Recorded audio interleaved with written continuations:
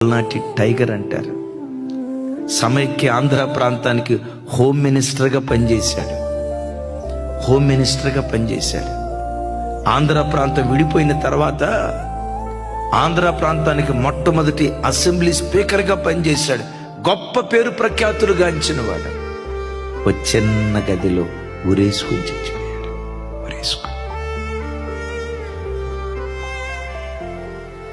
పేదల పెన్నిది అని పేరుగాంచినటువంటి వైఎస్ రాజశేఖర రెడ్డి గారు, ఆయన మరణం కళ్ళ ముందు అట్లా మెదిలాడితే, ఇంతే కదరా జీవితం, ఎందుకు ఈ జీవితం కొరకు పరిగెత్తేది? లోకాన్ని సంపాదించుకోవటానికి కాదు పరిగెత్తాల్సిందే, పరలోక రాజ్యాన్ని సంపాదించుకోవటానికి పరిగెత్తాలి. చెప్దాం గట్టిగా ఆమేన్. అవాస్తవమైన జీవం ఎంతలో కనపడి అంతలో మాయమైపోయే ఆవిర్లాంటిది. ఏ రోజు